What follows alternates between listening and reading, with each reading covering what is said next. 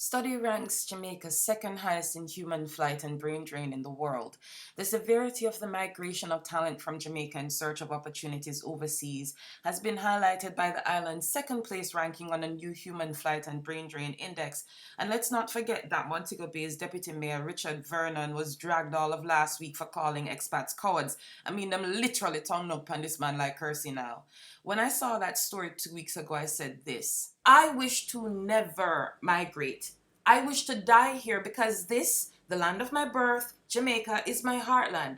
If I, a bright minded Jamaican, abandon it, then the road to recovery is that much more rocky. I understand why Montego Bay's Deputy Mayor Richard Vernon called expats cowards in a moment of passion. I also understand the expats' perspectives, but frankly, the brain drain in the late 1960s and 70s, denuding Jamaica of the leadership class when our liberal government got communist dollar signs in their eyes, was one of our earlier unfortunate steps on the way, or stops rather, on the road to hell. That was just a brave face on my real cowardly feelings. What I really want to know is why every youth grow up knowing that the system set up a way. But for the people who migrate slash runway, it's just because of the opportunities and the financial structure, just as it was when the brain drain began in the previous century. Why didn't they have those better opportunities at home in Jamaica? I even find myself thinking about migrating for the first time ever because I've stayed and worked hard and paid my taxes and abided by the laws, and the GDP is not recovering. I see the mindset of the majority of the people, and it's a losing mindset.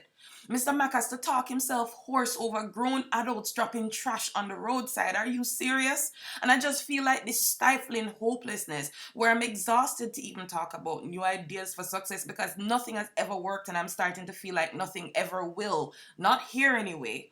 My soul is irritated every time I go to a government office to tolerate blatant incompetence and lack of organization, or see the value of our dollar has gone down even further, that literacy is stagnant. I miss the fire of hope. Jamaica has drained my hope because without it, my mind is open to entertaining more dark thoughts. Even so, the most heartbreaking nail in the coffin is that I've given up on having love and a family here because Jamaican men are some of the most disloyal, damaging men on this earth. I don't want to spend the rest of my life being humiliated by a man. I'm in accepting that I'll never have a family here. I find myself questioning if I care to stay in Jamaica and fight for a future that my kin won't be a part of. I spend all my time cooped up at home anyway, so do I even care anymore?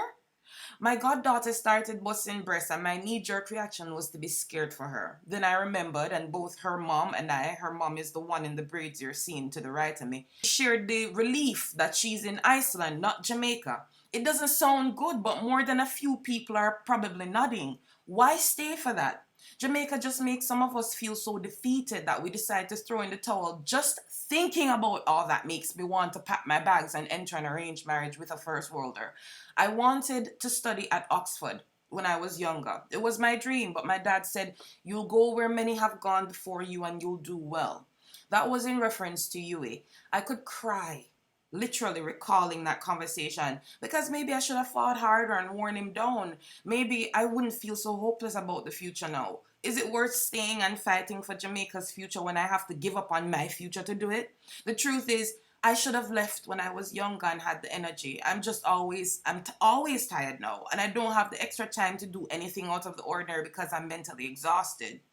My good Sir Vernon, Deputy Mayor, I think I'm about to be one of those cowards. If Jamaica can't even provide me a quality patriarch and safe environment to raise children, there's no great Jamaican nation coming down the pipeline. It's already over, and my presence and my uterus are not enough to save it.